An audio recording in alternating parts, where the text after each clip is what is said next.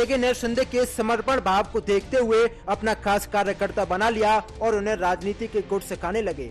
देगे की उंगली पकड़ते हुए शिंदे 1997 में ठाणे महानगर पालिका से पार्षद चुने गए और 2001 में नगर निगम सदन में विपक्ष के नेता बने। इसके बाद 2002 में दूसरी बार निगम पार्षद बने।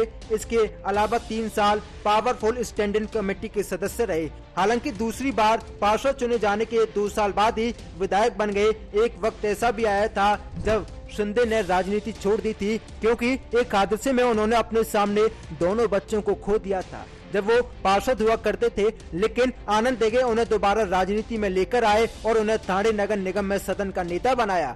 साल 2000 में आनंद देगे के निधन के बाद एकनाथ शिंदे आगे बढ़ते गए। इसी बीच 2005 में नारायण राणे के शिवसेना छोड़ने के बाद शिंदे का कद पार्टी में बढ़ता चला गया और वो ठाकरे परिवार के करीबी बन गए। शिंदे 2004, 2009, 2014 और 2019 में लगातार चौथी बार ठाणे से विधायक चुने गए। एकनाथ शिंदे के बेटे श्रीकांत शिंदे भी कल्याण सीट से शिवसेना के सांसद हैं। बीजेपी की देवेंद्र सरकार में शिंदे ताकतवर मंत्रियों में से एक थे।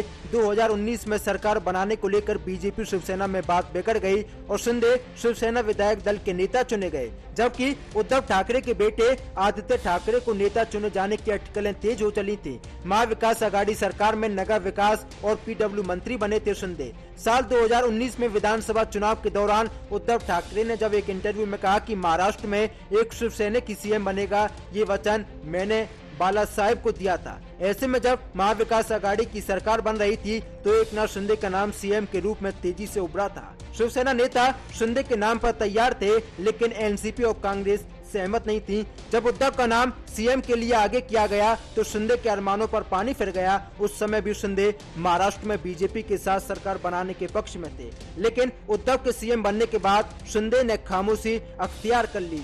लेकिन ये खामोशी किसी तूफान के आने से पहले की थी। इस बात का अंदाजा शिवसेना और यहाँ तक कि उद्धव ठाकरे को भी नहीं हुआ, यानी कि जो तूफान महाराष्ट्र की राजनीति में उठा हुआ है वो अचानक रातों रात नहीं आया। इसकी पटकथा 3 साल पहले ही लिखी जा चुकी थी। Team news watch India.